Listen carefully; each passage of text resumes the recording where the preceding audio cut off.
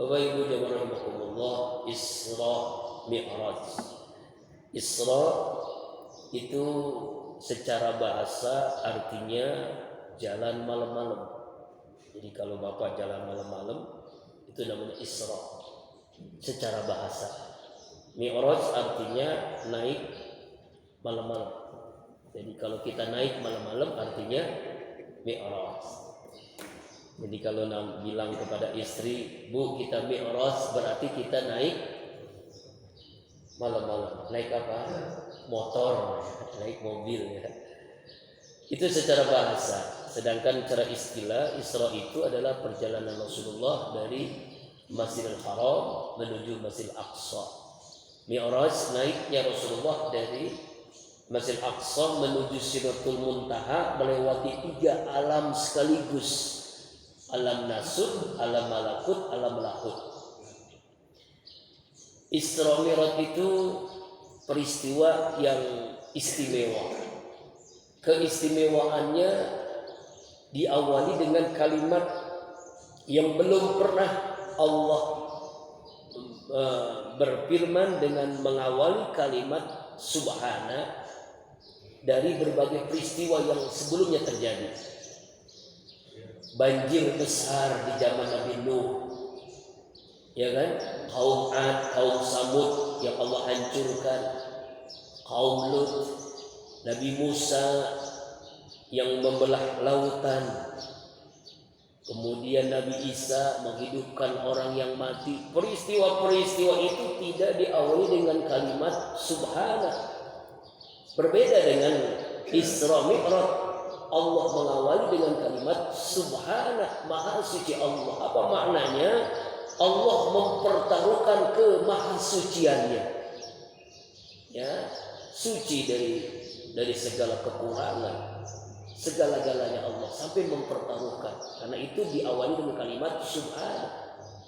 Karena peristiwa ini kalau menurut akal logika manusia tidak akan sanggup. Otak kita yang kecil tidak akan bisa memahami peristiwa yang besar yang terjadi sangat singkat. Peristiwa yang hebat terjadi sangat singkat, hanya semalam saja peristiwa itu terjadi.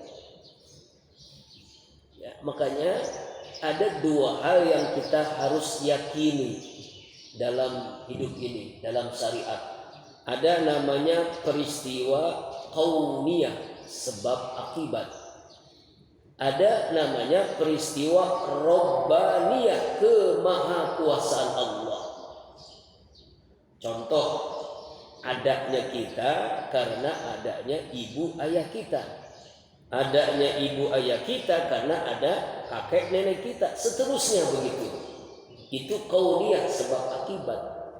Tetapi ketika Allah berkehendak menciptakan manusia, enggak usah ada ibu dan ayah, mudah bagi Allah. Logika kita tidak nyambung, tapi Allah Maha Kuasa.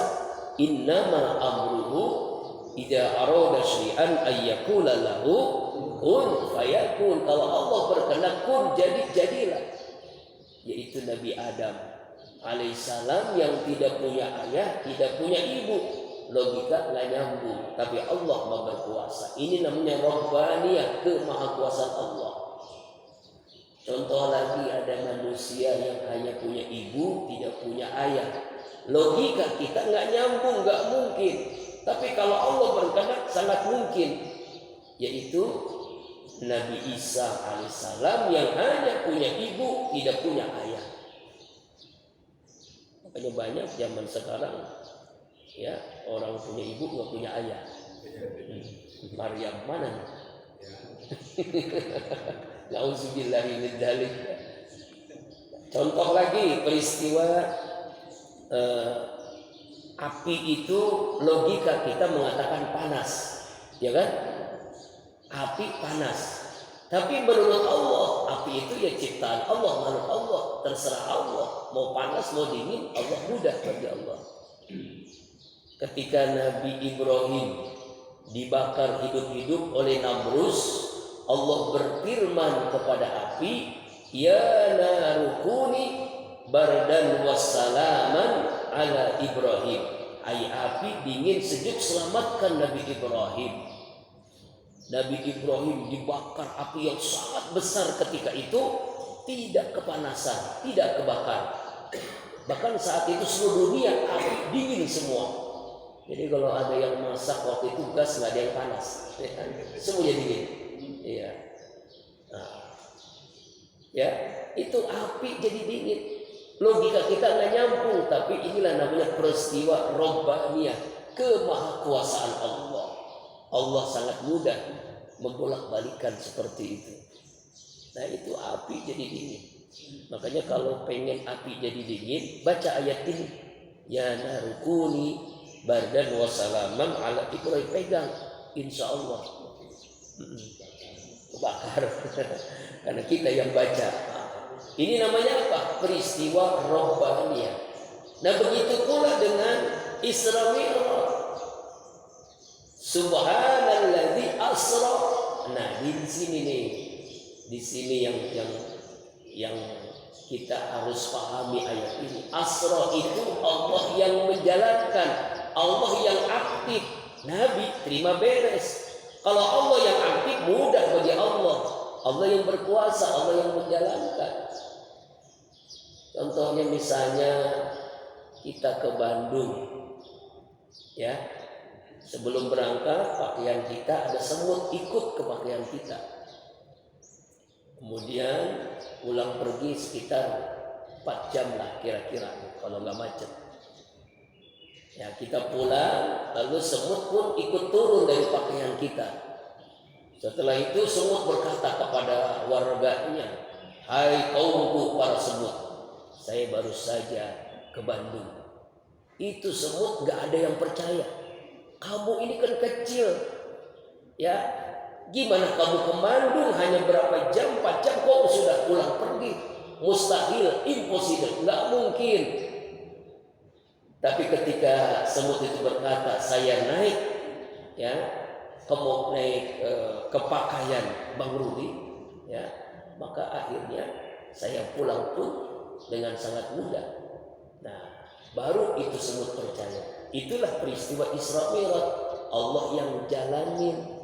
Jangankan menjalankan hambanya, ya. Allah menciptakan alam semesta ini mudah, apalagi menjalankan. Makanya ketika peristiwa ini dijelaskan oleh Rasulullah SAW itu kan ada 3 kelompok besar. 3 kelompok besar, 01, 02, 03. Ya, maksudnya zaman Nabi. Ada yang yakin, ada yang ragu-ragu, ada yang mengingkari. Ada yang yakin, ini namanya kelompok 01 Abu Bakar As-Siddiq. Bahkan ketika ditanya, "Hai Abu Bakar, kamu percaya enggak tuh temanmu, sahabatmu semalam dari Masjidil Haram ke Masjidil Aqsa menuju Sidratul Muntaha melewati 3 alam sekaligus?" Yang mengatakan siapa? Muhammad temanmu tuh. Apa kata Rasul? Kata Abu Bakar, kalau yang mengatakan Muhammad Al-Amin lebih dari itu saya percaya. Tuh, Abu Bakar As-Siddiq. Yang kedua, kelompok yang ragu-ragu. Emang imannya goyang. Ya, karena amplop, ya, karena duit, karena sembako, goyang imannya. Ya, siapa ini? Ubay bin Salul. Ketika diceritakan peristiwa ini makin ragu-ragu, kok begini? Aneh aja, masa di zaman onta perjalanan Masjidil Haram Masjid Nabawi 2 bulan, masa semalam sampai ke Sidratul Muntaha? Mustahil, nggak mungkin. Ragu-ragu, kok Islam begini? Ini kelompok munafikun ketika itu. Lalu yang ketiga, kelompok yang makin kafir makin kurang ajar. Siapa ini? Abu Jahal, Abu Lahab, dan Abu yang lain. Abu Gosok, Abu Janda, macam-macam Abu lah. Dulu ya sebelum peristiwa Isra Mi'raj, Rasulullah Muhammad Al-Amin. Setelah peristiwa Isra Mi'raj berubah Muhammad Al-Majnun, gila. Nauzubillah. Inilah orang-orang kafir. Makanya kalau kita tidak percaya peristiwa ini terjadi, dipertanyakan iman kita. Asra bi abdihi, Allah yang menjalankan hambanya. Lailan di malam hari. Jadi peristiwa ini terjadi di malam hari. Dan memang dalam sejarah, ya, di dalam Al-Quran juga peristiwa besar itu terjadi di malam hari. Peristiwa nuzul Quran, turunnya Al-Quran. Ketika Rasulullah berada di gua Hira, turun Al-Quran, Iqra bismi rabbikal ladzi khalaq, malam hari. Sahur Ramadan allazi unzila fihil Quran. Kemudian peristiwa Lailatul Qadar, beribadah lebih baik dari 1000 bulan, nanti di bulan Ramadan, malam hari. Khairum min alfi syahrin, lebih baik dari 1000 bulan. Peristiwa Isra Mi'raj pun terjadi di malam hari. Subhanalladzi asra bi abdihi laila. Laila artinya malam. Makanya kalau ada wanita bernama Laila, artinya wanita, astagfirullahaladzim, wanita yang gemar bangun sholat malam. Nah itu ya namanya qiyamul lail, makanya nur Laila. Ini udah seuzon duluan ya. Nah itulah, Allahu Akbar. Di malam hari peristiwa ini terjadi. Sebelum peristiwa ini terjadi, Rasul itu mengalami namanya Amul Hazn, tahun duka cita, yang membantu dakwah Rasulullah. Allah wafatkan Khadijah istri beliau, paman beliau Abu Thalib. Allah gembirakan dengan peristiwa Isra Mi'raj. Nah Isra itu Rasulullah didampingi oleh malaikat Jibril. Sebelumnya beliau dioperasi, dibuka dadanya, dikeluarkan yang masih ada sifat buruk, diisi iman, ilmu, hikmah. Kemudian dengan kendaraan buruk barkun, lebih cepat daripada kilat. Lalu melewati beberapa tempat singgah ke Yasrib. Nah, Rasulullah bertanya kepada Jibril, tempat apa ini? Ini tempat nanti engkau akan hijrah ke Yasrib yang menjadi Madinah Al-Munawwarah. Kemudian singgah ke Madian. Tempat apa ini? Ini tempat sembunyinya Nabi Musa dari kejaran Fir'aun dan bala tentaranya. Kemudian singgah di Tursina. Tempat apa ini? Ini tempat Nabi Musa menerima kitab Taurat. Kemudian singgah di Baitul Lahmi atau Bethlehem. Tempat apa ini? Ini tempat kelahiran Nabi Isa alaihissalam oleh Maryam, wanita suci. Lalu sampai di Masjid Aqsa. Di Masjid Aqsa Rasulullah dikasih 2 minuman. Yang satu isinya susu, yang satu isinya arak. Kata malaikat Jibril, ambil, pilih, minum. Rasulullah langsung ambil, pilih, minum air susu, tapi isinya air teh. Bismillah. Nah, teh apa susu nih? Susunya di rumah. Ya. Sodakta, kata malaikat Jibril, benar. Seandainya kau pilih arak, umatmu jadi pemabuk semua. Ah, itu minum susu.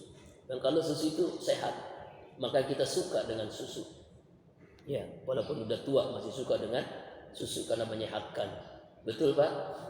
Nah, setelah itu Rasulullah SAW ya dengan malaikat Jibril di Masjid Aqsa bersama para nabi sholat berjamaah. Rasulullah diminta untuk memimpin sholat berjamaah. Ini dalam sebuah riwayat. Lalu menuju tempat khusus di Masjid Aqsa itu namanya Sulamul Jannah, tangga dari surga. Istilahnya semacam eskalator khusus. Eskalator khusus yang Allah siapkan, yang memang selalu dilakukan oleh para nabi, para malaikat kalau dari langit ke bumi. Sebagaimana Allah jelaskan dalam surah Al-Ma'arij surah ke-70 ayat 3 dan 4. A'udzubillahi minasyaitonirrajim. Minallahi zil ma'arij ta'rujul malaikatu warruhu ilaihi fi yaumin kana miqdaru khamsina alfasana.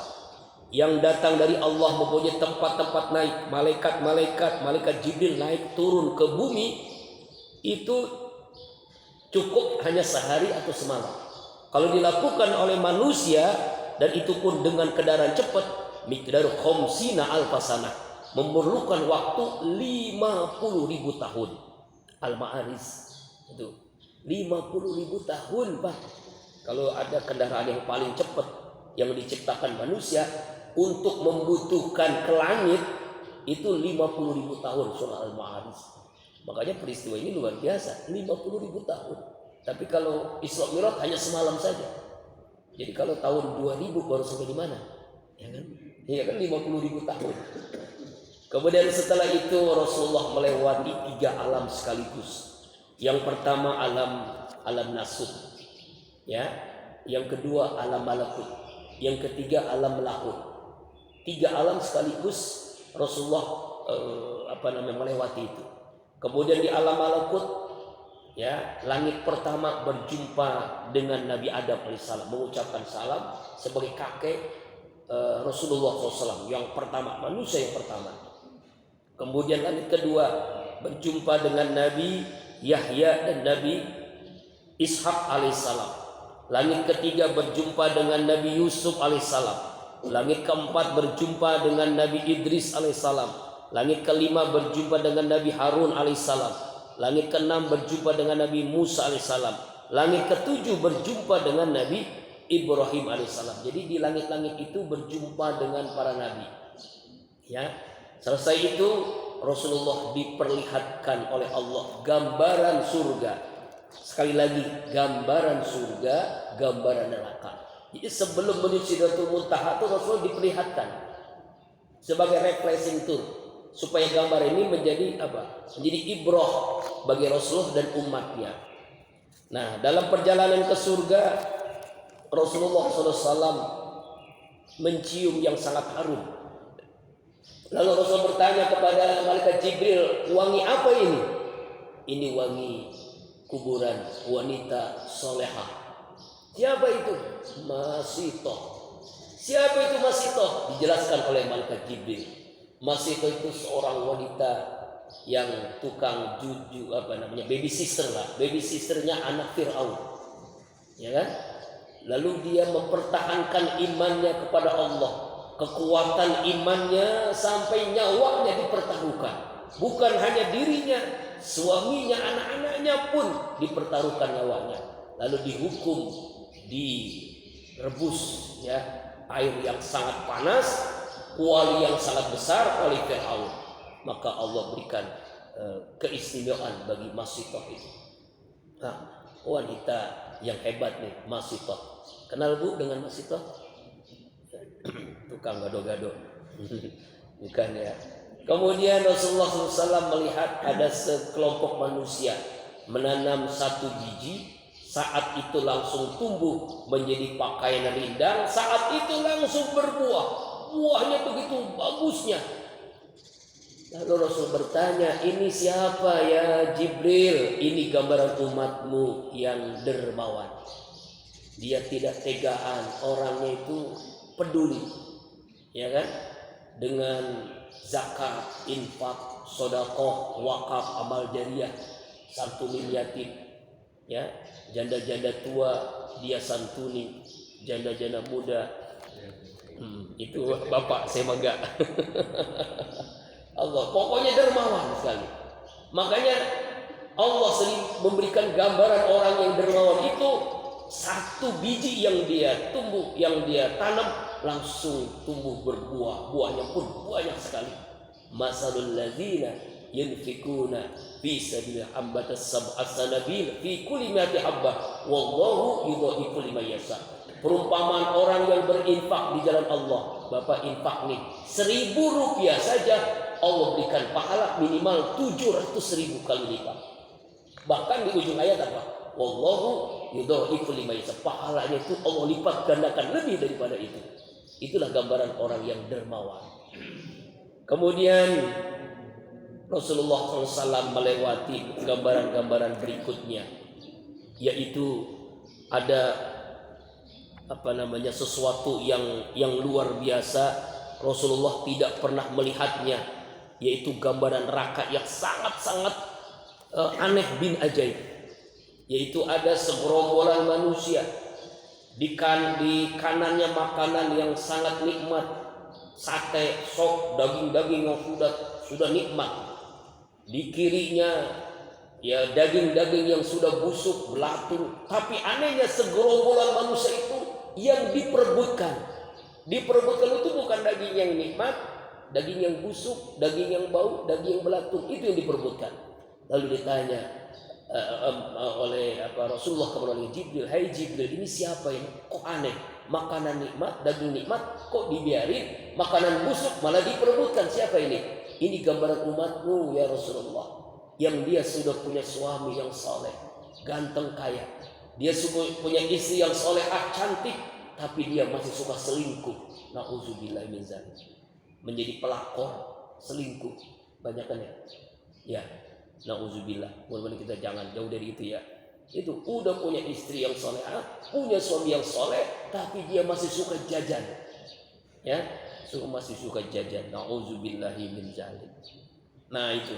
Kemudian berikutnya ada yang lebih aneh lagi. Rasulullah melihat segerombolan manusia yang dia membawa kayu bakar. Kayunya berat, enggak kuat dia, tapi ditambah terus dengan kayu berikutnya, enggak kuat, ditambah lagi. "Ya Jibril, siapa ini?"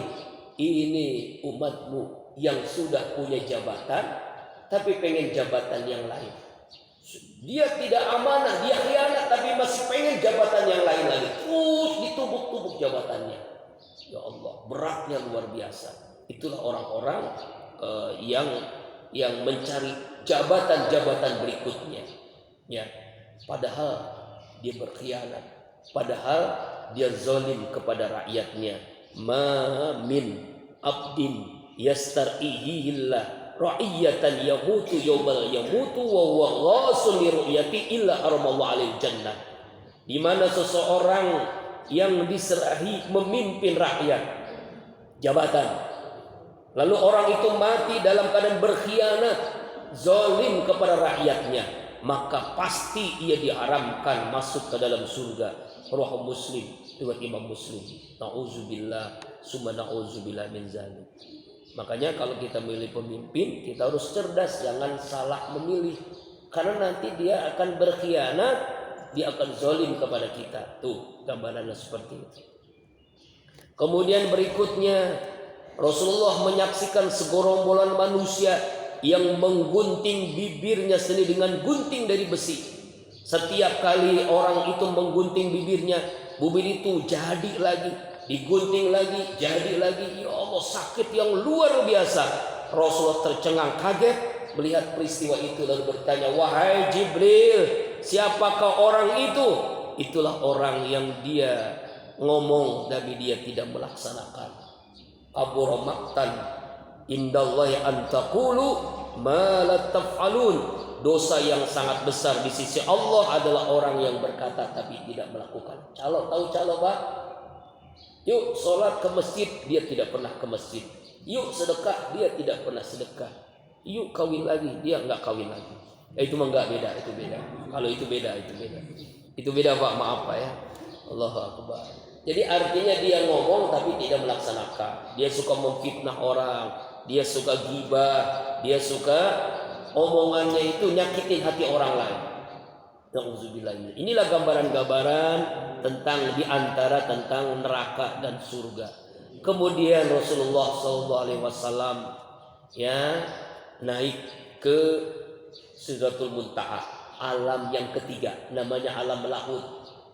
Lalu Jibril izin, "Ya Muhammad, sampai di sini ya, saya menemani kamu." Lah, kan ente dari awal, masa saya sendirian? Memang perintah Allah seperti itu. Saya tidak bisa nembus ke alam lahud. Allah hanya memerintahkan saya menemani kamu sampai alam malakut. Sendiri Rasulullah. Kalau saya ikut kamu, ya angus, bukan alamnya lagi. Ya Allah, itulah kehebatan Rasulullah. Jadi sendiri beliau ke alam lahud. Lalu Rasulullah SAW berjumpa dengan Allah, mengucapkan salam. Apa salamnya? At-tahiyatul mubarakatus salawatut thayyibatul lillah. Mendengar salamnya Rasulullah kepada Allah, Allah menjawab, "Assalamu alayka ayyuhan nabiy wa rahmatullahi wa barakatuh." Semoga keselamatan, rahmat Allah untukmu hai Nabi, dan keberkahan untukmu. Mendengar jawaban Allah, Rasulullah pun tidak egois, karena dia dapat doa dari Allah. Allah mendoakannya rahmat berkah untukmu ya Muhammad. tapi dia tidak egois. Apa kata Rasulullah? Assalamu alayna wa ala ibadillahis sholihin. Semoga keselamatan untuk kami dan untuk hamba-hamba Allah yang soleh. Mendengar jawaban Rasulullah SAW, malaikat yang ada di langit, ya, di alam malakut itu bersyahadat dan berselawat. Asyhadu an la ilaha illallah wa asyhadu anna Muhammadar Rasulullah. Makanya begini, ya kan? Tidak boleh begini, tidak boleh begini. Kenapa? Enggak sah. Benar ini sholat. Sholat Pak, maaf ini mas sholat Pak, sholat. Iya kan sholat begini ya kan? Ada yang sholat begini ada? Nggak ada kan ya? Ya banget. Tapi mesti sunnahnya Imam Syafi'i mazhabnya digerakkan. Asyhadu an la ilaha illallah, itu sunnah Imam Syafi'i. Tapi ada yang digerakkan dari awal, boleh nggak? Boleh. Itu mazhabnya beda, nggak apa-apa. Tapi tetap satu juga kan? Nah, setelah ini syahadat, setelah itu salawat. Allahumma sholli ala. Saya nggak ngapain ya, tapi memang kampanye nggak boleh ya, orang masjidnya nggak boleh, di masjid nggak boleh. Orang kita apa tadi? Salamnya Nabi dijawab oleh Allah, lalu Nabi menjawab lagi, lalu semua malaikat bersyahadat dan bersolawat. Setelah itu menerima perintah sholat 50 waktu. 50 waktu Pak Awan, ini hadis sahih. 50 waktu. Lalu turun berjumpa dengan Nabi Musa alaihissalam dan riwayat di langit ke-6. Tadi ngapain di sana? Perintah sholat 50 waktu. 50 waktu? Iya. Gak mungkin. Saya aja yang kuat-kuat, umat saya tidak mampu. Minta keringanan, dispensasi 30 waktu. Gak mungkin. Minta lagi keringanan 20 waktu. Gak mungkin 10 waktu, 5 waktu, minta lagi keringanan, waktu masih nggak sanggup, minta keringanan. Kata Allah cukup 5 waktu, zuhur, asar, maghrib, isya dan subuh. Nah setelah itu perintah itu sholat 5 waktu, ya cukup 5 waktu, tidak bisa dispensasi lagi, tidak ada diskon lagi. Nah yang sangat menarik bagi kita adalah perintah sholat 5 waktu ini berbeda dengan perintah-perintah lain.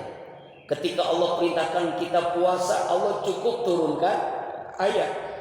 Ya ayyuhalladzina amanu kutiba alaikumusiyam. Ketika Allah perintahkan zakat, cukup turun ayat. Khudz min amri shadaqatan tutahhirhum wa tuzakkihim biha. Perintah haji juga cukup turun ayat. Walillahi 'alan nasi hajjul baiti man istata'a ilaihi sabila. Tapi perintah salat tidak cukup Allah turunkan ayat, tapi Allah langsung memanggilnya. Apa alasannya? Karena saking istimewanya sholat. Pertama, sholat itu adalah tiang agama. As-sholatu imaduddin. Paman aqamaha faqad aqamadin. Wa man tarakaha faqad adamadin. Sholat itu tiang agama. Yang mendirikan sholat berarti mendirikan agama. Yang meninggalkan sholat berarti meruntuhkan agama.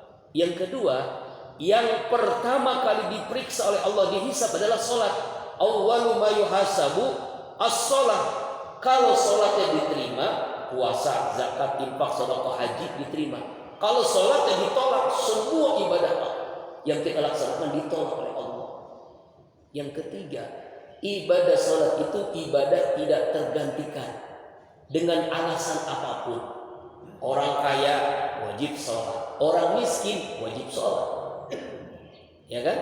Orang sehat wajib sholat, orang sakit wajib sholat sesuai kemampuan. Kalau nggak mau berdiri boleh duduk, nggak mau duduk boleh berbaring, nggak boleh berbaring dengan isyarat mata, isyarat hati. Nggak mampu ya disolatkan, tapi tetap namanya sholat, ya kan ya. Di rumah wajib sholat, di perjalanan tetap wajib sholat. Ada jamak, ada qashar, ya kan, wajib sholat, nggak ada alasan. Tapi puasa nggak mampu karena sakit, boleh dong diganti di hari yang lain. Perjalanan musafir boleh diganti di hari yang lain. Qadha puasa.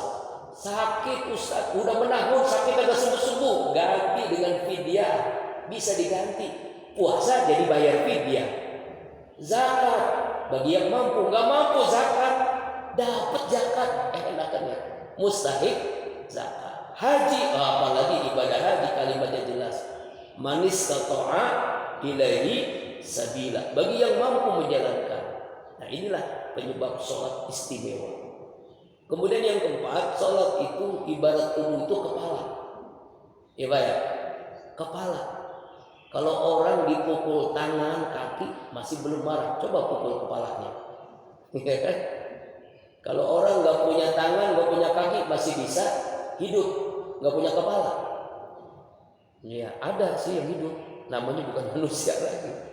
Allahu Akbar. Itulah sholat. Makanya ibadah yang tidak tergantikan. Karena itu sholat yang lewat ibadah perintah Isra Mi'raj ini momentum kita untuk memperbaiki sholat kita.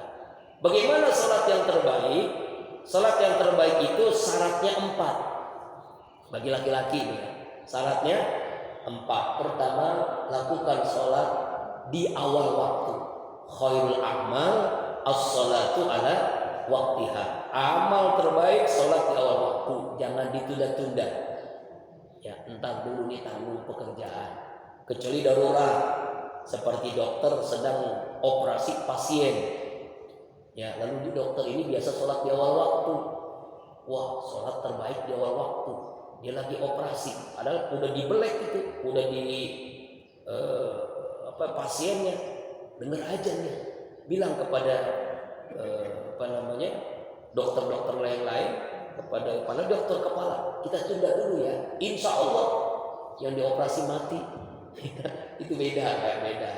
Jadi sholat harus di awal waktu, iya, ketika tidak dalam keadaan darurat beda. Ya misalnya macet yang luar biasa, kan bisa jamak, bisa kosong. Itu. Yang kedua, sholat terbaik itu sholat berjamaah. Sholatul jamaah afdalu min sab'i wa isnina darajat. Rasulullah itu ya selalu melakukan berjamaah. Ya kan? Kemudian yang ketiga, masjid atau mushola. Innama ya'muru masajidallah man amana billahi wal yawmil akhir. Hanya hamba Allah yang berimanlah kepada Allah pada akhir, dia selalu memakmurkan rumah Allah. Kalau ada pertanyaan, Ustaz, saya punya istri, punya anak, saya berjamaah dengan istri dan anak. Rasulullah punya anak, punya istri, sahabat punya anak dan istri, tapi kenapa dia selalu berjamaah ke masjid? Jadi berarti kita bikin aturan sendiri dong, ikuti Nabi. Kalau kita berjamaah ke masjid, istri kita ajak, anak kita ajak, dapat pahala yang banyak, berlipat ganda, ya kan? Atau misalnya istri kita nggak mampu ke masjid, kita ke masjid, istri mendapatkan pahala yang sama dengan kita. Yang keempat, khusyuk. Qad aflahal mu'minun alladzina hum fi sholatin khashi'un. Sungguh beruntung orang yang beriman yang sholat khusyuk. 4 syarat ibadah terbaik, awal waktu, berjamaah, masjid dan khusyuk, maka Allah akan memberikan yang terbaik. Rezeki terbaik, rumah tangga terbaik, keluarga terbaik, ya kan, anak cucu terbaik, wafat terbaik, husnul khotimah, ya kan? Kemudian nanti masuk surga terbaik. Ya kan, surah Al-Mu'minun itu kan ayat 11-nya apa? Alladzina yarisunal firdaus hum fiha khalidun. Yang berhak mewariskan surga firdaus orang yang salatnya khusyuk. Tuh, ya. Jadi pilih pemimpin yang terbaik. Pemimpin yang terbaik, pemimpin yang salatnya di awal waktu, pemimpin yang selalu berjamaah di masjid, pemimpinnya sholatnya khusyuk. Nah itu cari pemimpin yang itu. Jangan sampai kita milih nanti caleg pemimpin yang tidak sholat ditinggalkan, apalagi kita yang memilih. Oh ya kan ya, memilih itu nanti bukan karena kita dapat amplop, bukan karena dapat duit, bukan karena dapat fasilitas. Pemilih itu harus cerdas. Bagaimana pemilih yang cerdas? Pemilih kita lihat track recordnya. Apakah dia sidik, jujur, apa dia amanah, apakah dia tablik, apakah dia fatonah. Kalau 3 itu terpenuhi, baru kita pilih. Makanya istikharah. Apa itu istikharah? Memilih pilihan terbaik lewat salat istikharah. Jadi jangan sembarangan, Pak. Jangan sampai gara-gara kita memilih nanti kita masuk neraka karena salah pilihan. Kok bisa masuk neraka Ustaz? Iya, karena kita milih dia, akhirnya dia itu zolim kepada kita. Dulu ada preman, mantan preman taubat, ya kan? Lalu bilang ke Ustaz yang anti politik, udahlah nggak usah bicara politik, jangan ngomong-ngomong politik, pusing. Ya pokoknya kita nggak usah masuk kita, pokoknya ibadah aja ke masjid, nggak ada urusan politik bagi kita.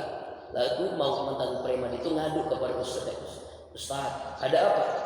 Itu di pojok kampung kita itu ada pemuda yang mabok, biarin aja. Yang penting kita sholat ibadah rajin di sini. Ya udah. Berikutnya, ya kita lagi nanya lagi dia, preman taubatnya ngomong lagi, Ustaz, sekarang makin banyak tuh di pojok itu kampung kita. Dulunya cuma 3 orang, sekarang ada 10 orang. Bahkan bukan hanya mabok doang, dia main judi, biarin aja, itu urusan dia. Dia masuk neraka silahkan, kita yang penting masuk surga. Kita sibuk dengan ibadah. Berikutnya, hari berikutnya, Ustaz, sekarang lebih banyak lagi, ada perempuannya lagi. Bukan hanya main judi, bukan hanya mabok, tapi juga main perempuan. Biarin aja. Berikutnya, Ustaz, masjid kita akan digusur.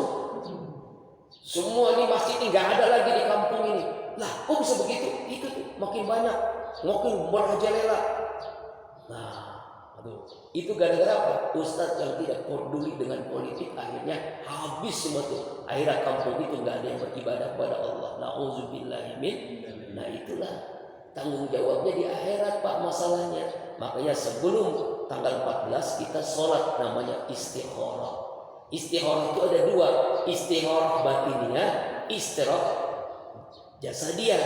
Kalau batiniyah lewat doa, lewat sholat istikharah, minta pilihan kepada Allah.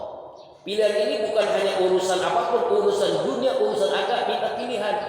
Misalnya kita ingin jodoh, minta pilihan yang terbaik kan?